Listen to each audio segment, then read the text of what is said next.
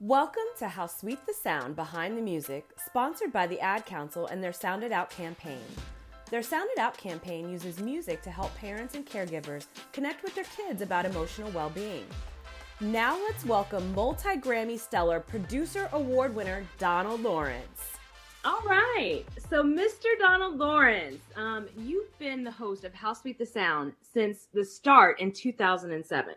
Before the recent return last year, the last competition was in 2013. So it's been 7 years that the competition was absent.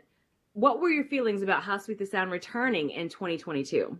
I was excited about that. I always felt it was such a great brand. And, putting those 7 years into it, it's just kind of sad to see it go when you build it like that. And we did so much. So I Yeah. was very excited to know that it was coming back, and even more excited to know that someone who actually was in the competition ended up getting the brand and producing it and bring it back, because I think that adds a different level of passion to bring it back. Mm-hmm. So, Absolutely. yeah, I was really very, very surprised, but excited to kind of, join back on the team and just do this. I think choirs are such a part and fabric of our culture, American culture, and definitely Mm-hmm. the American music culture, because it's given the world some of the greatest singers they've ever experienced, from Aretha to Whitney. So, I think that Yeah. choirs are very important, and it's just great to get it back rolling again. Absolutely. Absolutely. What are you most looking forward to with this year's competition set to take place in Atlanta, Georgia? Atlanta's a great place for I just think Black music, for choir Mm, music, for just music in general. It's definitely becoming a mecca for entertainment, just overall. So I think I'm mm-hmm. excited about the energy of Atlanta. It was always great when we did it before, but also I'm excited about continuing to expand the other categories, whether it's dance, whether it's now spoken word, along with the solo categories. Because again, when we first did it, it was just church choirs, and this version of it is choirs, small and large ensemble, but we have dance theater, we have solo, and we have spoken word. And I know that Yeah. spoken word hadn't really had a lot of stage in the past, so I think it's a variation of. I think spoken word is a variation of what some of the kids do with rap. So creating a platform for spoken word to be there was always very something that was always in the back of my mind as well. I think it's just great, and I think you're going to see a lot of talent. And then again, it gives people with other talents a place and a stage for the world to see them. Absolutely. Yes. The Edwin Hawkins Music and Arts Global is right around the corner in London, April 27th through the 29th of 2023. Can you tell our listening audience about this event and what can people expect and how can they register? Oh wow! So Edwin was a great friend, like a big brother, a mentor, and he created this seminar, this like a music workshop similar to the Dorsey Convention, or the Gospel Music Workshop of America, but it was called Music and Arts Seminar. It was more contemporary, and honestly, it focused on I would think more progressive gospel music, along with worship, and along with actually theater and dance. So Mm-hmm. before he passed away, he had always asked me about taking over and leading it into the future. And unfortunately, I saw him 4 days before he transitioned, and he made me look at him in the eye and just say, "Donald, promise me you will move this forward." He did not want it to end. So what I made a Mm. commitment, and we were supposed to relaunch in 2020, but of course the pandemic kind of canceled all of that. So we're finally relaunching now in London, and that's what it is. Music and arts is pretty much, I call it a big choir rehearsal. I have like Mm-hmm. choirs and friends from all over Europe, and some from America just meeting me in London. We are going to learn music for a couple of days, do some sessions about choir, just choir as a culture, whether it's the songs, the stories behind the songs, whether it's techniques for blend, whether it's how your choir looks, whether it's blending the choir with dance, theater, the musicians and accompaniment. We take that and we go through a couple of days of just inspiring choirs.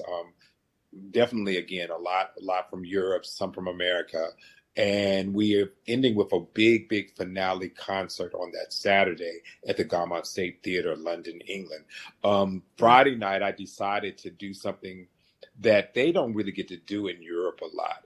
What I did was the feel of music and arts is going to remind me of kind of what I call the 80s when new songwriters would go into like cities and do a workshop for 3 days and end with a concert. And people would be so excited because they would get the up close and personal with the choir master or the songwriter, but they would learn new music, and then it was the community would come together. So I think the choir is Wow. all about community, and definitely Mm-hmm. music is so universal. So music and arts is that. It's Thursday, like 2 sessions of rehearsal. It's Friday, all day sessions between rehearsals and other things that help you master your choir. And Saturday ends up being a big finale concert where all these people come together and we sing to an audience in London. Friday night, I created a showcase, and honestly, I have a choir from Geneva, Switzerland coming. I have a choir from Sweden. I have a choir from Wow. Venice, Italy. I have a choir from Madrid. I have a choir from Riga, Latvia. I have a choir. I just have about 12 choirs from all over Europe, along with a couple of choirs from America. And I'll give them a platform because Europe doesn't know what a musical is. That's Mm. culture from America. That's not typical culture in Europe for choirs that all come together and you get to hear everyone sing. So I decided to give them that experience that we kind of take for granted over here. And it's going to be really, really good. It's called Music and Arts Oh, Global, and you can register if you want to sing in the choir and come and check this out. It's April 27th through the 29th at Gaumont State Theatre, London, England. And if you want to register, you can go to musicandartsglobal.com, musicandartsglobal.com, and it gives you all the information there. awesome. Thank you for sharing that information. So, we've seen clips of so many choirs that you've worked with overseas. And when they speak, there's obviously an accent. How do you get them to sound like American choirs? Like, it is so amazing. Yeah, I get that question all the time. And some of them don't even speak English well. Some of them don't even know English, but they can learn the song. Wow. I learned while I was in school studying theater. I learned the art of phonetics, and I think that if you Mm. understand how to, and I've always taught, even Tri-City, I taught them notes and phonetics. I didn't really teach them words because I used phonetics to get them to create the sound that I wanted. So if I really wanted a very dropped jaw um, vowel in a word, whether it was if it was God, when they looked at their lyric sheet, God was spelled Gawd. It wasn't spelled Oh, wow. God. So I would just take all of my lyrics and spell them the way I wanted them to sing them to create the sound that I wanted. And when I teach in Europe, I kind of do that kind of thing. And for them, because they learn the language, teaching them in phonetics, it helps them even more because they think Oh, wow. phonetics. And that's usually my Mm-hmm. technique for helping to shape sound. Sound is all about really about getting people to see the word and speak the word the way you want them to speak it or sing it and place it. And sometimes a unique spelling automatically makes them place the sound where you need them to do it. When you see God spelled Gawd, you automatic drop the jaw to get that awe. And it already puts Yeah. it gets you halfway to getting the sound that you want. So that's usually how I do Wow. That's awesome. that. Thank you.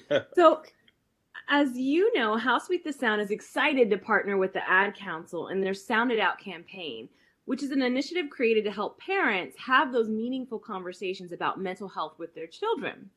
Music is therapy for so many, and gospel music, as we all know, has healing power.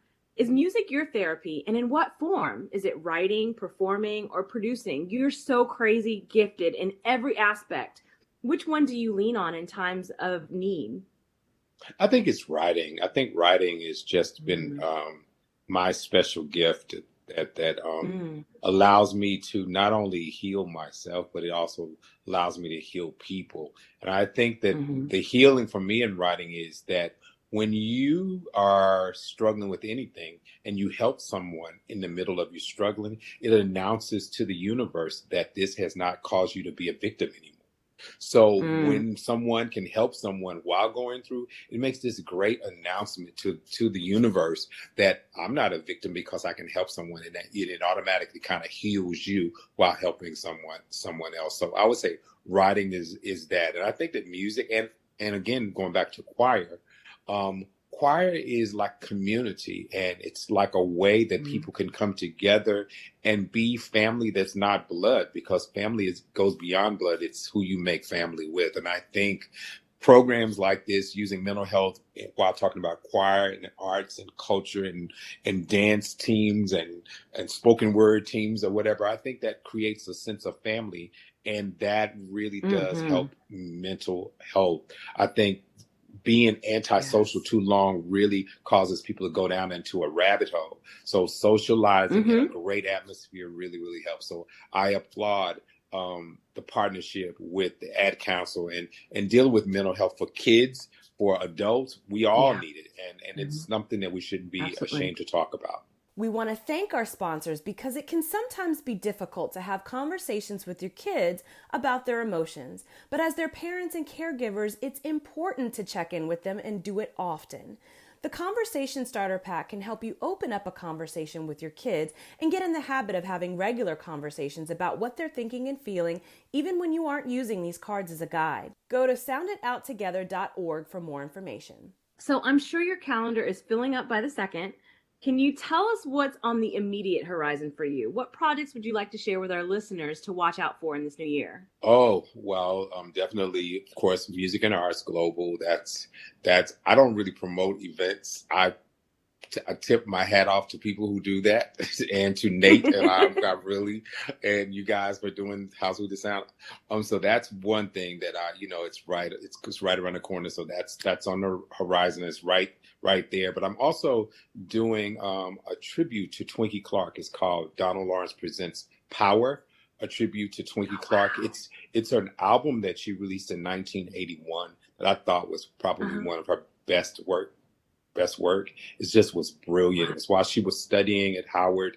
It is also, if those who saw the movie, it was during the time when she kind of lost her publishing and she kind of sold it for the Mm. car. Hmm. So she wrote a bunch of songs during that time that came out. And of course, as the story goes, she did get the publishing back. So what I did was I went back and I reimagined the albums to make it sound like it came out in the 80s, and just kind of put my spin on some of the songs and kind of re-releasing a whole new version of those songs. It's only about 6 songs, but I'm excited about it. It's a passion project, and it's been like trial and error, because you got to kind of figure out how to create those sounds in today's technology from based on what it sounded like back then. Because I want it to be more of a audio visual journey, not just Mm. a new audio journey. So that's really, it's a Hmm. lot of fun. I'm excited. The first single actually comes out in March, and the album will release Ooh. in September. So I'm really, really excited about that. It's been a fun, like I said, artistic passion project that I just wanted to do because Twinkie is one of my music heroes as well. So between that and between House with Sound and just getting back on the road and getting going, that's the next few months for me. Wow, I don't know how you find the time. I'm super excited about this project and I can't wait for it to be released. I can't wait to hear it. All right, so we like to play a little game here on House with the Sound Behind the Music podcast called Getting to Know You.